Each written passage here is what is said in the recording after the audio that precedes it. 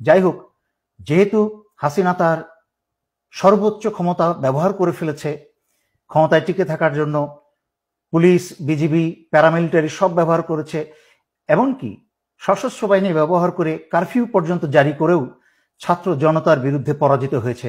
এখন স্বৈরাচারী শেখ হাসিনার হাতে আর কোনো শক্তি বাকি নেই।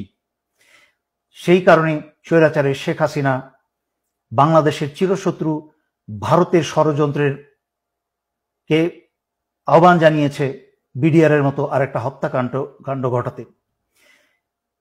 বাংলাদেশ সেনাবাহিনীতে, সেনানিবাসে বা বিভিন্ন কোনো অর্গানাইজেশনে যদি এই ধরনের একটা হত্যাকাণ্ড চালানো যায়, তাহলে ভারতের পরিকল্পনা হচ্ছে বাংলাদেশকে প্রহরী শূন্য করা, বাংলাদেশের সার্বভৌমত্ব এবং স্বাধীনতা রক্ষা করার জন্য আর কোনো প্রহরী বাকি না থাকে।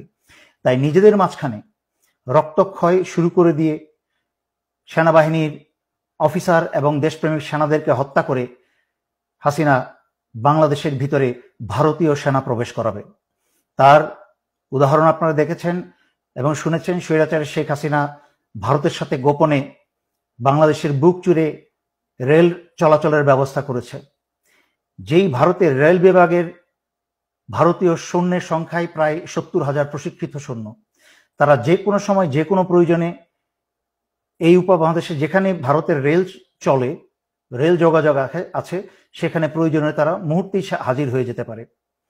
তার মানে এই রেল ব্যবস্থার নাম করে বাংলাদেশের ভিতরে চাইলে ভারত প্রয়োজনে 70,000 সেনা মোতায়েন করতে পারে। একদিকে বাংলাদেশের প্রহরী সেনা হত্যা করবে, আর একদিকে ভারতীয় সেনা প্রবেশ করে বাংলাদেশ দখল করবে এবং স্বৈরাচারী শেখ হাসিনাকে বাঁচাবে।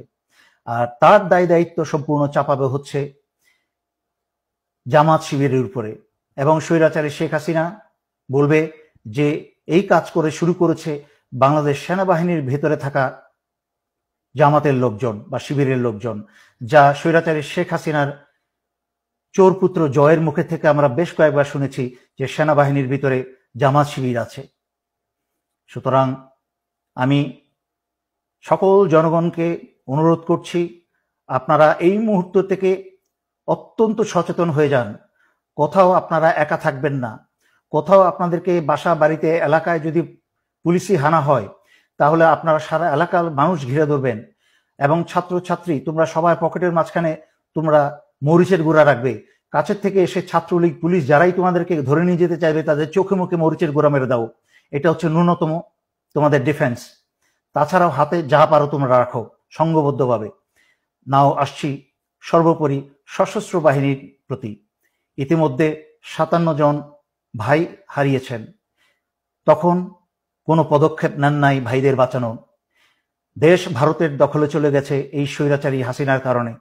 15 বছর ধরে যাবৎ বাংলাদেশের সবকিছু, স্বাধীনতা, সার্বভৌমত্ব, এমনকি জনগণের জান মাল, বাংলাদেশের অর্থনীতি সবকিছু ভারতের হাতে তুলে দিয়েছে।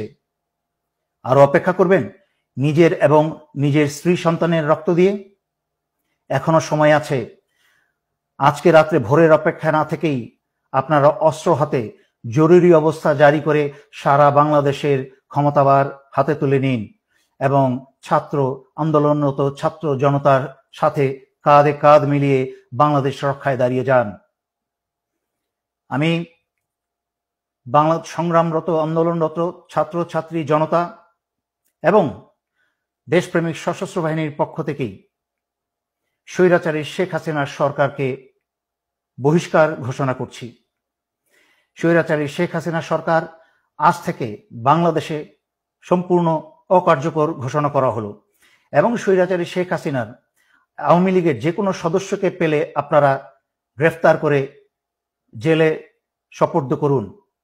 সশস্ত্র বাহিনী, দেশপ্রেমিক বিজিবি সকলের উদ্দেশ্যে আপনারা বিজিবির প্রতি সারা বাংলাদেশের সীমানা পাহারা দিন এবং সশস্ত্র বাহিনীর নিজ অন্যান্য দায়িত্বের পাশাপাশি দায়িত্ব সকল বিমানবন্দরগুলোকে দৃষ্টিতে আনুন এবং পাহারায় রাখুন, যেন আওয়ামী লীগের কেউ পালিয়ে যেতে না পারে।